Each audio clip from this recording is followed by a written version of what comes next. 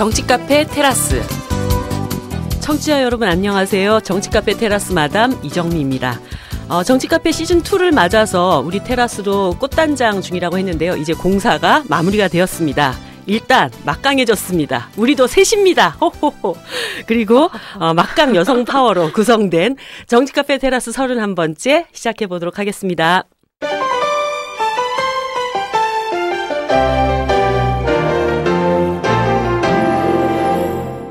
네, 테라스의 매출을 부쩍 올려줄 저와 함께할 새로운 짝꿍들을 소개시켜 드릴게요. 일단 우리 책을 만드는 사람 김보경 씨, 김 대표님. 네, 안녕하세요. 네, 안녕하세요. 네. 저는 김보경이고요. 네, 책 만드는 일을 직업으로 하고 있습니다. 네, 네. 앞으로 우리는 김 대표라고 부르면 되는가요? 굉장히 뭔가 거창한 직함이라. 내가 만나본 사람 중에 제일 높아. 대표가 되게 많아요. 아시죠? 김 사장 이렇게 부르면 여의도에서 반은 돌아본다는. 그러니까 참.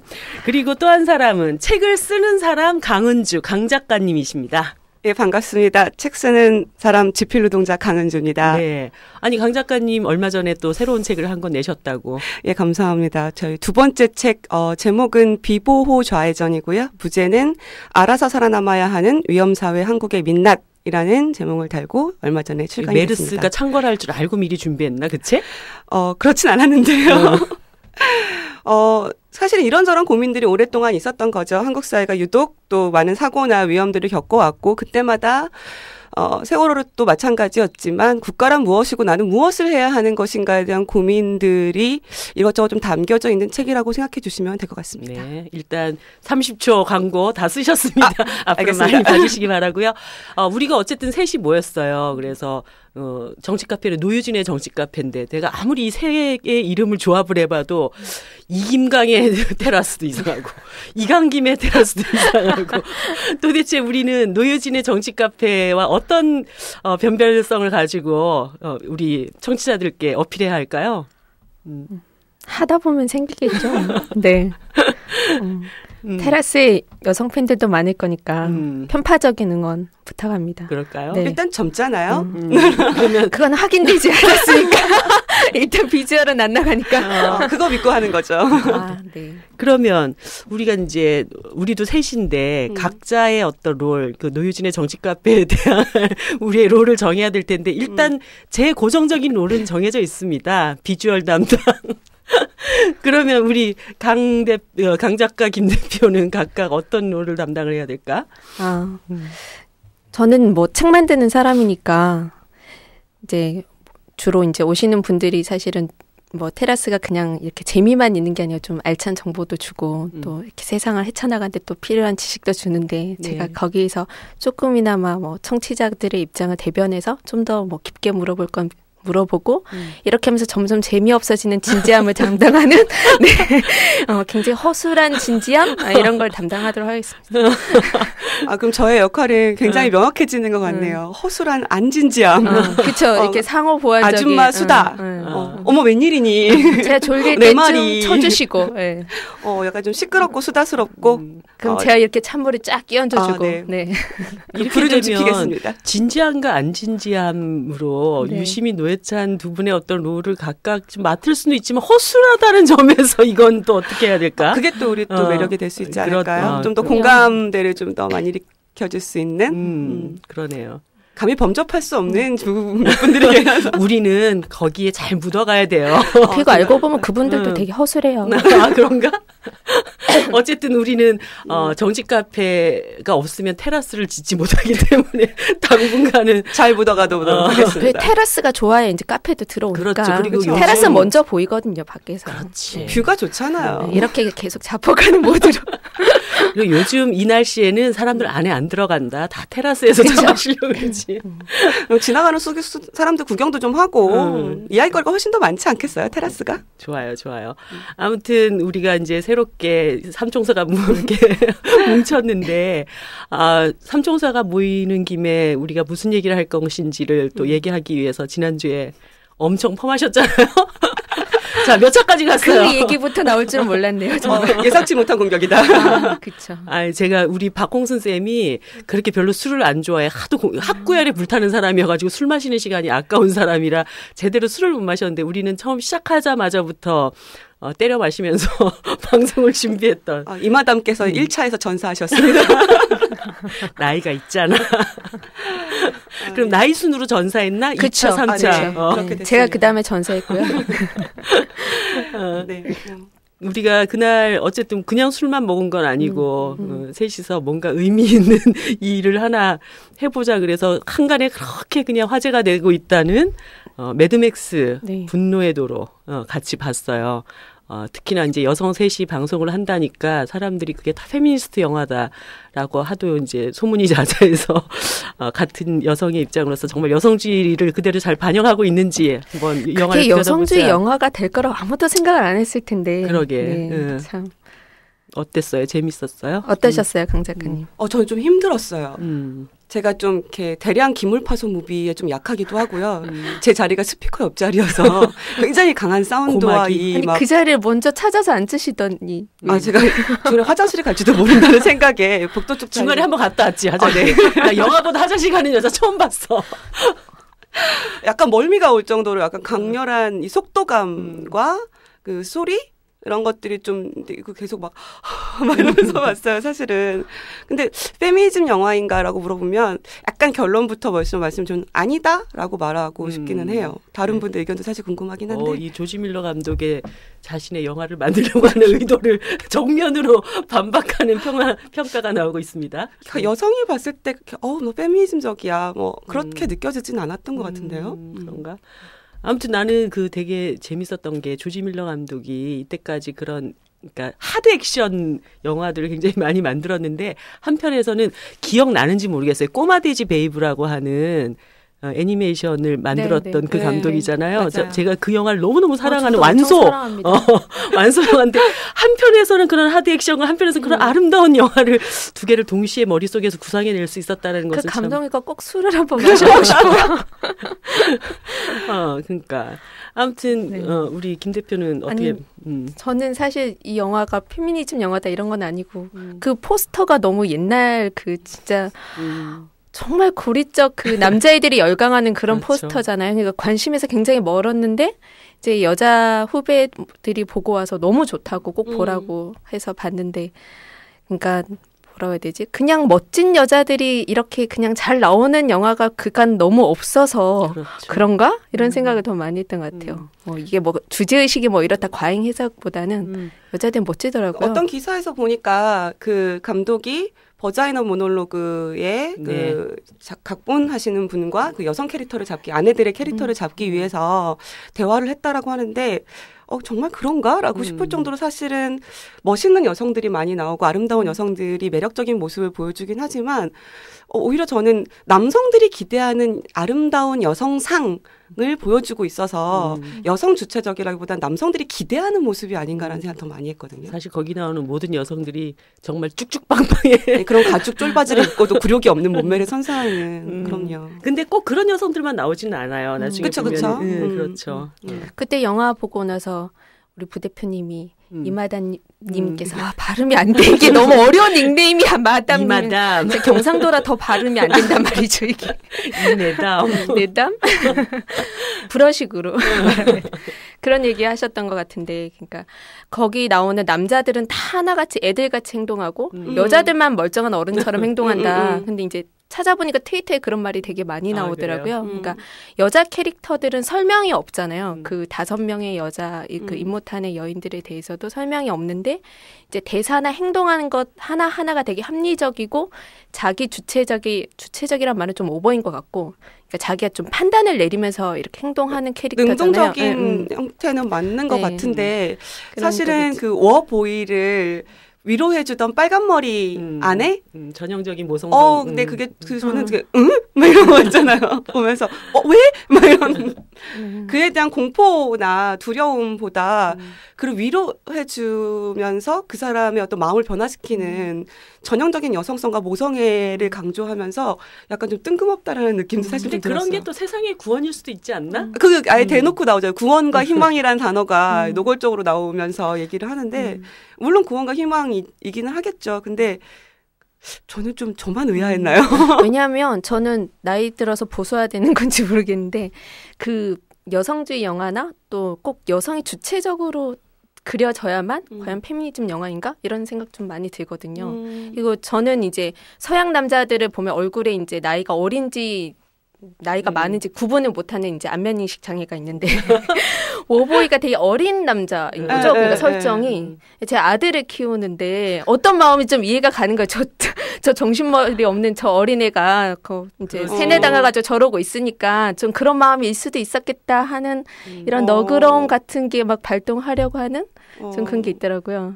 그럴 수 있겠구나. 니콜라스 홀트의 아름다운 미모는 잘 가려져가지고 사실. 그러니까 강 작가님은 이렇게 아직 젊으신 거죠. 그 그렇죠. 미모 남자의 미모에 먼저 눈이 가서 그렇죠. 둘이 보면 엄청 나이 차이 많이 나는 얼마 안 납니다. 하겠어 지금. 혹시 그 워보이와 약간 밀당한다는 느낌 때문에 욱하셨던 건 아니에요? 어머, 나도 모르는 나의 내면의 모든 것을. 정리는 마담님이 해주시는 것으로. 아니, 이제 그럼에도 불구하고 이 영화 전체가 주는 어떤 메시지는 굉장히 의미심장한 것들이 많이 담겨 있는 것 같아. 그럼요. 나는 사실 이 지구 멸망 이후의 세계를 그린 많은 영화들을 봤는데 항상 우리는 지구 멸망은 지구 온난화 때문에 올 거라고 많이 생각하잖아요. 뭐 빙하기가 온다든지.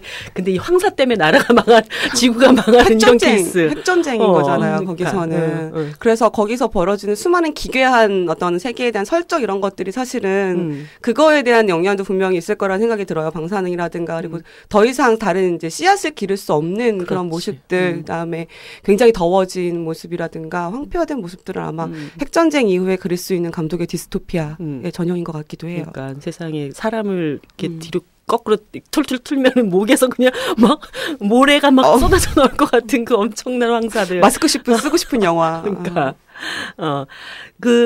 이 세계 멸망 이후의 세계에도 나는 진짜 이런 생각이 들더라고. 정말 사람이 이렇게까지 당했는데도 결과적으로는 그 권력에 대한 끝없는 탐욕은 아직도 계속되는 것인가. 이런 생각도 한편에 들었어요. 오히려 물과 석유를 통제함으로 인해서 지금도 사실 현실은 다르지 않지 않나요? 물과 석유를 가지는 자가 권력을 가진다. 그런 설정들이 지금도 좀 많이 나와 있는 것 같고 그런 차원에서 오히려 독재라든가 그런 그 강력한 절대 권력에 대한 것들이 꽃피우기 훨씬 더 좋은 토양이 아닐까요? 근데 꼭 그렇기만 할까? 그러니까 모두가 너무 처참한 상황 속에 놓여 있을 때 자원은 희소하고 그럴 때 서로 어떤 협력의 방법으로 문제를 풀 수 있는 방법은 없는 걸까? 과연 인간은 그렇게 본원적으로 그 영화 보면은 이게 다 스포일러가 될 것 같지만 뭐 이미 많이들 보셨다니까. 벌써 한 400만 저희가 보셨다고. 더 늦은 거죠. 네, 막차 탄 거죠. 거기 보면 이제 결국 시타델로 돌아가는 장면이 사는 굉장히 좀 충격적이었는데 그러니까 우리가 모든 그 뭐 멸망 이후 뭐 또는 어떤 뭐 권력으로부터 탈출한 이후는 제3의 길을 찾아가는데 그곳으로 다시 가서 거기를 탈취하려는 계획을 세우잖아요. 네. 물론 가는 길에 엄청난 희생을 치르지만 그러니까 그런 것도 굉장히 저는 좀 눈여겨보게 되고 특히 한국에서 이게 다들 망했다고 하는데 새로운 곳은 없는 이 여기에서의 그런 막 감정이입이 막 되는 거죠. 맞아요. 역시 본진털이 빈집털이가 중요하다. 그쵸. 아니 저는 그 맨 마지막에 나오는 이제 자막에 희망 없는 세상을 살아가는 우리가 더 나은 삶을 위해서 어디로 가야 할 것인가. 결국 우리가 살고 없어. 있는 현실이야. 그러니까 여기 다시 이것밖에 없다고 그러니까. 남자 주인공이 맥스가 이제 다시 설득을 할 때 홈이라는 단어를 쓰잖아요. 네. 너의 집은 여기다. 네. 근데 차라리 그 홈이라는 단어가 저는 그 영화를 관통하고 있는 여성과 더불어서 하나의 좀 키워드, 희망이나 구원 이런 거보다 사실 홈이 아닐까라는 생각도 되게 많이 했었어요. 네. 아무튼 이 영화를 보면서 내가 이제 첫 번째 빵 터졌던 것은 사람들이 갑자기 나와서 팔기통을 외치는. 맨 첫 장면에. 팔기통 엔진을 장착한, 실제 차량들과 함께 촬영을 했기 때문에. 그러니까 이 조지 밀러 감독이 오토바이와 바퀴 달린 것들. 고속 엔진을 장착한 이 차에 대한 오타쿠죠. 무한 애정은 정말 바퀴 달린 것들에 대한 오타쿠가 만든 영화 같다는 느낌이 그러니까. 굉장히 많이 들어요. 네. 그 보니까 호주의 의사 시절에 폭주족들 사고 당해가지고 병원에 들어온 걸 보고 그걸 보면서 이 폭주족 문제를 좀 해결해야 하지 않을까 해서 만든 첫 번째 영화가 매드맥스 1이라는 이런 뒷얘기도 있다거든요. 1편은 다 그런 얘기죠. 네. 실제로 주인공이 그래서 경찰이고. 네. 그 진짜 1편 보면 정말 재밌다. 2편을 여기서 직접 보셨다는 것만으로. 내가 중학교 때 그 영화를 어떻게 봤는지 몰라. 19금이었을 텐데. 연식 인증. 연식 인증 여기서. 이렇게 스스로 다 고백하시고. 예. 근데 오히려 그 영화를 보고 나면 그 이제 트럭이나 뭐 바이크나 이런 걸 좋아하는 사람들의 가슴을 두근거리게 하는 영화 아닌가요? 그러게. 폭주족들이 막 설레어 할 것 같은데. 거기 굉장히 재밌던 거는 핸들을 네. 따로 보관하고 네. 있다가 핸들을 쥐는 것이 사실 그치. 권력의 상당한 부분을 갖는 것으로 나오는 것이 그런 장면도 있었고 그리고 우리를 굉장히 또 즐겁게 만들었던 한 사람의 출연자가 있었죠. 극한 직업 빨간 내복의 기타리스트. 네, 이름도 몰라요, 성도 몰라, 그냥 기타리스트로만 나오는. 네. 예술혼이 듬뿍 담긴. 그 빨간 내복이 이렇게 한국에서 인기가 있을 줄은 몰랐을 그러니까. 거예요. 우리에게는 그 상징적 의미가 있잖아요. 이 빨간 내복도 연식 인증 아니에요? 약간. 그렇죠. 그걸 안다는 것 자체가 이렇게 계속 이해할 수 없어. 계속 구별짓기를 몽고메리 막 이런 느낌이잖아. 에어쿠션. 나 옛날에 어렸을 때 목욕탕 갔다 오면 때를 팍팍 밀잖아요. 네. 엄마가 때 밀어주는 거 안 해봤지. 때를 빡빡 밀고 겨울에 꼭 그 빨간 내복을 입혀. 그러면 이 살이 굉장히 보드러워진 상태에서 빨간 내복을 입으면 막 살이 따끔따끔해가지고 아크릴이라서 정말 엄청 울었어. 그거 입기 싫어가지고. 그런데 그걸 입고 나왔더만. 마음이 아프다 되게. 그리고 그 연관 검색어도 매드맥스를 치면 바로 기타리스트가 뜬다는. 한국에서만 이 사람이 이렇게 주목을 받을 줄이야 그 사람이 알았겠을까? 예술혼이 보통이 아니더라고요. 정말 그 매달리는 허공에서도 절대 코드를 놓지 않는. 불꽃 막 나오고 막. 그러니까 락커의 그 어떤 필이 있어. 아니 그 감독이 애초에 그 기타리스트 캐릭터를 설정을 할 때 이런 거였대요. 그러니까 그 나라에 이제 음악 신동으로 태어난 거야. 근데 엄마가 악당들에 의해서 참수를 당했어. 그래서 동굴 속에서 기타 연주를 하며 이렇게 정말 불행하게 살아가던 이 아이를 임모탄이 구원을 해서 그 기타리스트를 시킨 거야. 그래서 그 가면을 쓰고 나오잖아요. 그 가면이 참수당한 엄마의 가죽. 끔찍하다. 이런 정말 끔찍한. 저는 쓸데없는 생각을 했는데 그걸 보면서 아니 북치고 기타 치는 일을 동원하고 가느니 저기 병정을 더 태우면 전력이 증가할 텐데 이런 생각을. 아니야. 그 우리나라 옛날 조선 군대도 그쵸, 네, 뭐든 제가 잘 모르는구나 이런 생각을 옛날에 했죠. 운동권들 데모할 때도 맨 처음에 뭘 했냐 비유를 해도 전부 앞에 그쵸.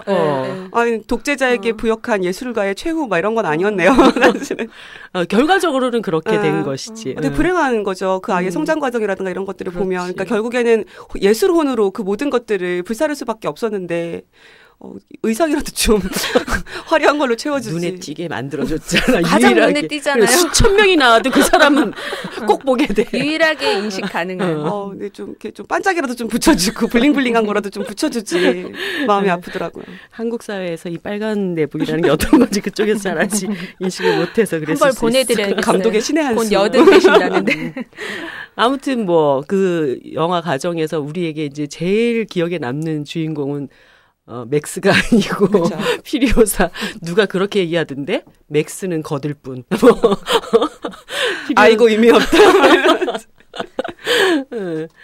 피리오사의 어떤 캐릭터에 대해서도 우리가 좀 얘기를 해봐야 될 것 같아요. 그러니까 사실 그 아까 얘기했지만 대한민국 영화 중에 요즘 핫한 영화 중에 하나가 차이나타운. 그러니까 한편에 이제 르와르의 주인공이 이제는 더 이상 남성이 아니고 여성일 수 있다라는 걸 보여주면서 많은 여성 관객들의 호응을 불러일으켰던 것처럼 이런 이제 하드 액션에도 그 주인공이 남성이 아니라 여성일 수 있다라고 하는 걸 보여준 정말 여전사의 이미지를 너무 완벽하게 그려냈던 주인공이 아니었나 이런 생각이 드는데. 여전사의 이미지가 사실 이 영화에도 사실 있기는 있었던 거잖아요. 근데 저는 배우의 힘도 굉장히 컸다는 생각이 들기는 해요. 너무 멋있더라고요. 그러니까 사막에서 이 무릎 꿇고 오열하는 그 씬에서는 가슴이 두근두근두근두근. 언니 까! 근데 그 차이나타운 전 사실 안 봤는데 저도요. 그러니까 그거는 약간 뭐라고 해야 되지? 너무 의도성이 보이잖아요. 이제 여자가 느와르의 주인공이 될 수도 있어. 그렇죠. 이런 게 딱 보이니까 오히려 뭐라고 해야 돼? 여자 관객인데도 이렇게 딱 끌리지 않았다면 이제 매드맥스는 이제 그냥 아무 기대 없이 보러 가서 그런 멋진 언니들을 발견했을 때 더 호감이 가는 네, 그런 측면도 있는 것 같아요. 너무 멋있더라고요. 우리가 이제 뭐 그럼에도 불구하고 이 영화에 이제 여성들이 그 진행하는 첫 방송에 이제 매드맥스를 굳이 얘기했던 것은 아까 초반에 얘기했던 여성주의 코드에 대한 몇 가지 것들을 좀 더 끌어내 봐야 될 것 같은데 뭐 결과적으로 그것이 이 영화를 그런 방향으로 보는 게 맞냐 안 맞냐라고 하는 것은 조금 차치하더라도 좀 그런 코드들이 어떤 것이 있었는가를 조금 더 끌어내 보면 좋겠어요. 아니 저는 이 영화 보면서 그 개인적으로 더 로드라는 메카시 그 소설하고 되게 비교가 많이 됐는데 네. 그 소설 혹시 아실지 모르겠지만 그거는 이제 핵전쟁 이후에 이제 다 폐허가 된 상태에서 아버지하고 아들이 길을 떠나는 거예요. 그래서 아버지가 아들을 이제 데리고 이제 어딘가를 찾아가죠. 살 수 있을 만한 곳을 찾으러 가는데 이제 아버지가 아들에게 이제 부성애를 가지고 이제 아들의 희망을 계속 가지면서 그러나 자기들을 잡아먹으려고 하는 이제 인간 사냥하는 사람들을 피해가면서 이렇게 돌아가는 얘기인데 굉장히 황량해요. 그리고 이제 끝에 결론도 굉장히 쓸쓸한 결론이에요. 뭐 결론 얘기를 굳이 할 건 아니지만. 근데 매드맥스는 어쨌든 마지막에 굉장히 희망적인 얘기가 많이 있고 거기에 이제 굉장히 상징적으로 뭐 시한 얘기도 나오고. 그렇죠. 저는 사실 개인적으로 굉장히 놀란 게 그 물 마지막에 내리는 네. 장면에 그 유모들이 물을 내리잖아요. 네, 네. 저는 그 장면이 굉장히 사실 충격적이었거든요. 그러니까 사람이 꼭 필요한 게 물인데 그거를 유일하게 몸에서 만들어내는 존재는 엄마잖아요. 그래서 이제 젖을 이렇게 빼내는 그러니까 인간 그 그냥 분유통이었던 그렇죠. 그 엄마들이 결국은 그 해방의 물을 내리는 상징성이 굉장히 좋아서 이게 그런 핵전쟁 이후에 뭐 세계 종말을 다룬 다른 작품들이 많지만 그러니까 이런 사소한 비유 하나 굉장히 풍성해지고 거기에서 가장 큰 역할을 한 게 아마 여성에 대한 문제이다. 뭐 그런 점에서 매드맥스는 좀 약간 여성주의 시각으로 읽어도 정말 얘기할 게 많은 텍스트인 것 같아요. 저도 두 가지가 가장 기억에 남는 게 있는데요. 하나가 그 아까 방금 말씀해 주신 엄마들이 물을 이렇게 쏟아내는 장면이 굉장히 인상적이었어요. 마지막에 결국에는 그런 장면이 인상적이고 또 하나는 임신한 아내가 자신의 몸을 방어막이로 해서 자신의 어떤 그 공동체, 희망의 공동체라고 하는 그 트럭 하나를 보호하는 장면이 있는데 네. 굉장히 충격적이기도 했어요. 사실은 아이를 뱃속에 가지고 있는 엄마가 가지고 있는 기분은 어떤 걸까? 모성애는 어떤 걸까? 사실은 제가 상상하기 어려운, 겪어보지 못한 일인데 그럴 정도로 자신이 가지고 있는 하나의 생명이라든가 구원이라든가 희망에 대한 절실함? 뭐 이런 게 느껴지는 그리고 하얀색 붕대 같은 것이 이렇게 휘날리는 장면과 함께 굉장히 이렇게 인상적이었어요.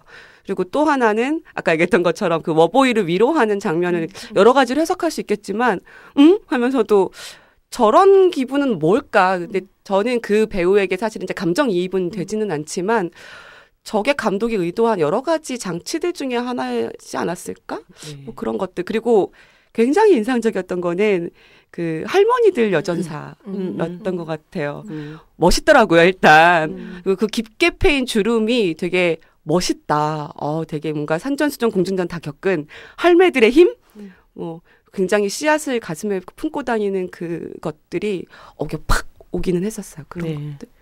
그러니까 그 아까 얘기했던 버자이너 모놀로그를 썼던 이브 앤슬러가 이제 이 영화에 자문을 해주면서 사실은 이제 그 버자이너 모놀로그가 보면은 내전 시기에 여성들이 당했던 엄청난 강간, 뭐 학살, 피해 이런 것들을 그려냈던 거잖아요. 근데 소위 이제 전쟁 시기에 여성들이 어떤 남성들로부터 어떤 그 폭력적인 억압과 지배를 받는가라고 하는 것을 굉장히 상징적으로 그려내고 싶었던 그런 내용들이 맞아요. 이제 그 안에 많이 담겨져 담겨 있다라는, 있는 것 같은 거 느껴져요.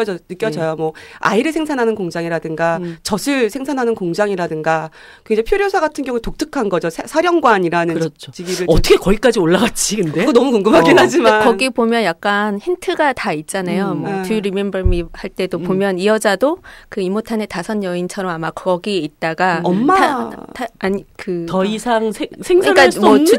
그러니까 뭐 탈출을 하려고 하다 그러니까 장애가 있잖아요. 그렇지. 지금 보면은 그러니까 아마 장애를 입고 이러면서 이제 이 뭐 제가 예측하는 것인지도 모르겠지만 그런 역할을 할 수 없게 되니까 그렇지. 이제 바닥으로 이제 쫓겨난 거죠. 아마 신체 훼손이라는 것도 되게 큰 것 같아요. 거기서 필요사 기계파를 하고 나오잖아요. 네.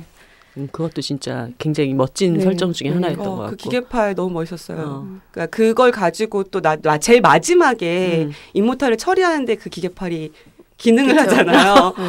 되게 상징적 장면 같기는 했었어요.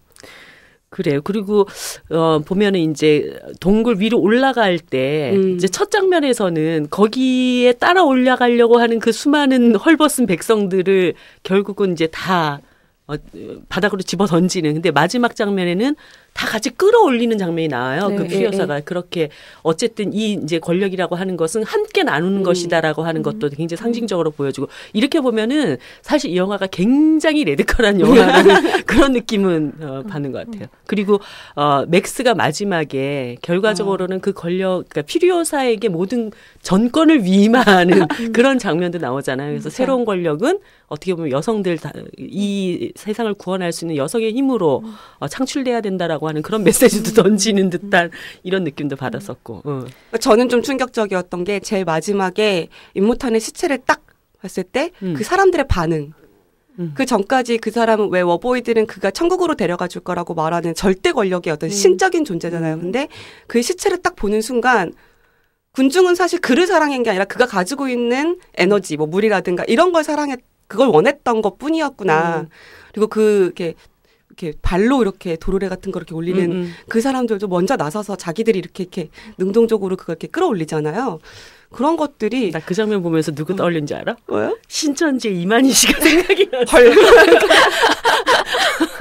모든 영생을 이만희와 함께 천국으로 똑같아 멘트가. 그리고 이만희를 믿으면 나는 그와 함께 천국의 문으로 들어갈 수 있다. 그럴 때 이제 사람들이 또 이만희 죽으면 어떻게 할래? 그는 죽지 않아요. 막 그러다가 그 장면이 생각이 나더라고요. 결국에 다 권력은 나누는 것 그리고 이제 한 사람이 아니라 여러 사람들이 함께하는 권력이 맞다라는 얘기와 함께 결국 대중들은 그의 카리스마에 복종하는 것보다는 결국에는 좀 다른 대중의 심리 이런 것들이 좀 느껴지기도 하긴 했었어요. 근데 이제 한편에서는 사람들이 그 페미니즘 영화로 읽을 수 있는 여러 가지 코드들이 분명히 있음에도 불구하고 나 같은 경우도 약간 좀 불편했던 것은 결과적으로 영화의 형식이 기존의 어떤 그 남성 중심의 영화가 그려냈던 그런 어떤 형식을 그대로 쫓아가면서 거기에 어떤 주제의식들이 막 들어가 있기 때문에 굉장히 너무나 폭력적이고 너무나 스피디하고 이런 게 약간 이런 것을 이렇게 이 내용으로 잘 받아들이기가 좀 많이 힘들지가 않았을까. 나 사실 그 영화 보고 나서 얘기했잖아. 막 오바이트 나올 것 같아. 너무 힘들어서. 옆에서 계속 이렇게 끔찍끔찍 놀라시는 거예요. 막 보는데 저도 막 덩달아서 막 긴장되고. 저는 이렇게 막 말하면서 내가 원래 간 기능이 또 약해가지고 깜짝깜짝 잘 놀라는 사람인데. 저희가 분명히 2D 영화로 봤는데 제가 옆에 앉아있은 게 4D 영화가 돼서 막 충격이 그대로 느껴지고. 저 약간 메승메승거리기까지 할 정도로 너무 속도감, 뭐 액션의 뭐 현란함, 뭐 소리, 막 음악, 막 이런 것들이 막 정신이 하나도 없기는 해요. 그러니까 말씀해 주신 대로 제가 처음에 말했던 게 굳이 페미니즘 영화냐라고 물어봤을 때 딱히 대답을 예스라고 못하겠던 이유 중에 하나 그런 부분이었던 것 같아요. 스토리나 모든 것들이 굉장히 전형적인 기존의 남성 중심의 액션 영화를 답습하는 안에 거기에 이제 멋진 여성들이 들어가 있는 그런 것 같은 느낌도 사실 없잖아 있었고. 하지만 뭐 여러 가지 주제 의식이라든가 그럼에도 그 주는 불구하고 메시지라든가 이런 것은 분명히 또 그래서 저는 이 영화를 표현하는 단어가 영리하다는 것 같아요. 대단히 영리한 영화다. 상업적으로도 뭐 흥행 요소들을 온갖 것들을 갖추고 있고 볼거리도 많고 그럼에도 불구하고 이제 적당히 이제 여성들에 대한 이야기, 그 다음에 자신이 담고 싶은 희망과 구원과 여성과 뭐 이런 여러 가지들을 이제 잘 녹여낸 영리한 상업 영화 같은. 그러네요. 얘기 소문에 듣자니까 이번 편에서는 거들 뿐이었던 맥스와 톰 하디와 조지 밀러 감독이 다음 매드맥스 후속작을 또 계약을 체결했다는 다음 후속작에는 어떤 좀 더 얼굴을 많이 보여주시길 바랍니다. 제가 톰 하디 너무 좋아하기 때문에 니콜라스 그렇게 쓰지 말라고. 그 톰 하디의 마지막 그 쪼잔함 하나 있었잖아. 내 자켓 내라. 그렇지. 내 자켓만은 삐졌어. 아무것도 없는 세상에서 그런 가죽에 대한 열망은 매드맥스 전편에도 좀 있지 그렇지. 않나요? 계속 나오잖아요. 내 차 왜 부서뜨리냐고. 첫 번째 그 차 일단 차는 내가 너희들한테 망가뜨려서 빼앗겼지만 가죽 자켓만 쓴. 레자 아님. 하피 아니고. 레자 아니고 그렇지. 진짜 가죽이라서. 진짜야. 진짜기 때문에 그래. 비싸구나. 아니 내가 마지막에 이제 이 영화를 여성주의 영화냐 아니냐 막 이런 이제 고민을 하다가 굉장히 재밌는 기사를 봤어요. 그 미국의 유명 남성 인권 활동가, 남성 인권 활동가는 뭐라는 거야? 뭐 무슨 직권을 위해서? 누구에게나 인권이 북한 인권도 있고 필요하니까. 뭐 여러 가지 있으니까. 아무튼 남성 인권 활동가인 이 글자도 안 보여. 아론 크렐리어? 라는 사람이 이 매드맥스를 보고 이것은 분노의 도로가 아니라 페미니스트의 도로다. 그래서 이걸 보이콧을 해야 된다. 이런 얘기를 아니 우리가 좀 거예요. 사랑해 주려고 하는데 왜 그러는지 모르겠네.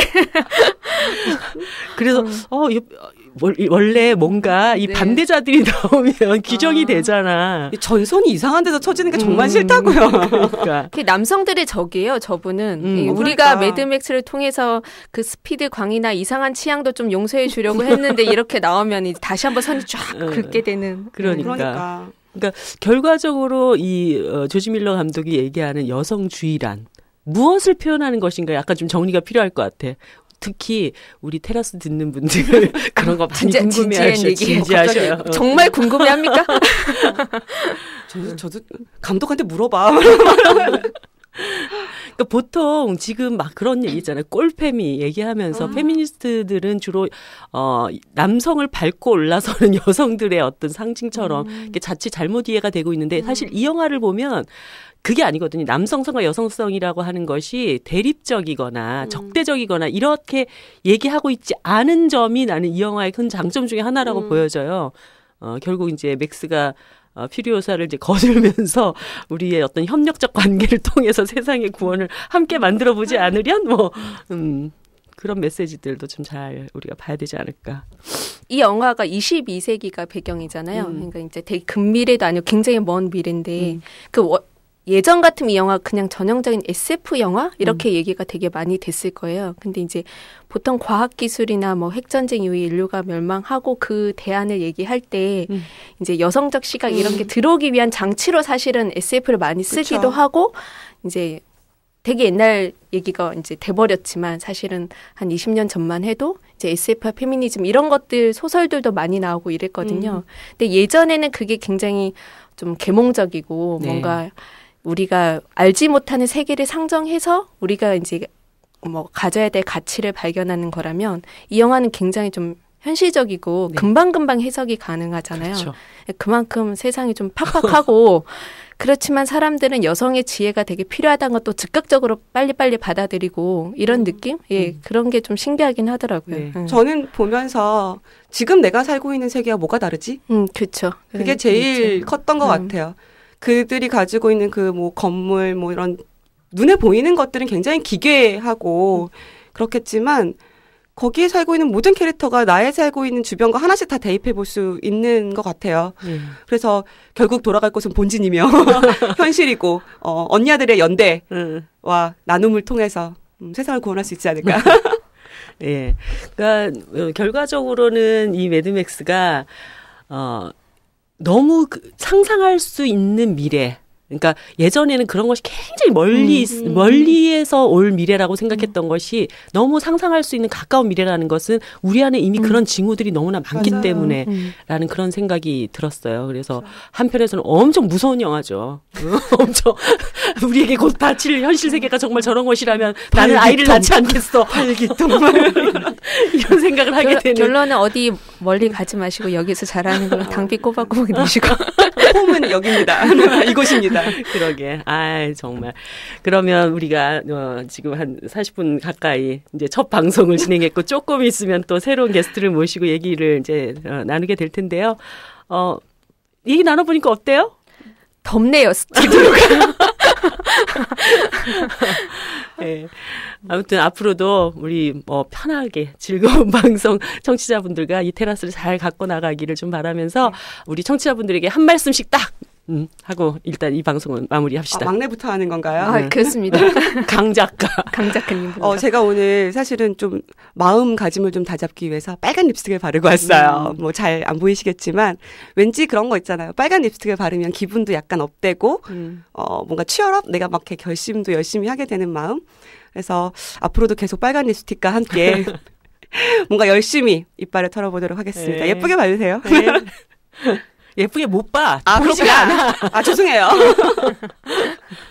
그러니까 저는 이제 책 만드는 사람이니까 사실은 글자하고 주로 대화를 하는 사람이에요. 그러니까 어릴 때도 굉장히 뭐 책을 좋아해서 지적 욕구가 높아서 책을 많이 봤던 게 아니라 이제 친구가 잘 없고 숙기가 없어서 이제 책을 보고 그래서 직업도 책 만드는 일을 하게 됐는데 요즘 말의 시대잖아요. 그러니까 저한테 일종의 도전인 거죠. 항상 말하는 게 두려운 사람이 여기 앉아서 뭔가 말을 이제 털어봐야 되는 건데 뭐 그런 면에서 또 재미있는 시도도 될 수 있을 것 같고 은근슬쩍 책 광고도 좀 할 수 있을 것 같고 깔때기 내 건데. 저는 광고책이 많으니까 가난한 저자에게 힘을. 네, 그래서 잘 해보도록 하겠습니다. 네. 안 그래도 우리 강 작가 출판사에서 아니 나가서 책 광고를 해야지 지금 네가 거기 방송 나가게 됐어. 제가 한 번 더 밀어드리겠습니다. 비보자해전. 예, 알아서 살아남아야 하는 위험사회 한국의 민낯입니다. 비보자해전. 네, 그리고 뭐 시간 나면 우리 노유진과 3대3 미팅이라도 제가 한번 주선해보는 걸로 하면서. 그거나 반사. 별로 바라지 않는군. 뭐 이렇게 방법이 있나요? 사다리를 타나요? 아니면 이렇게 뽑기를 하나요? 물건 같은 거? 네, 1부 방송 일단 이것으로 마치겠습니다. 수고하셨습니다. 수고하셨습니다.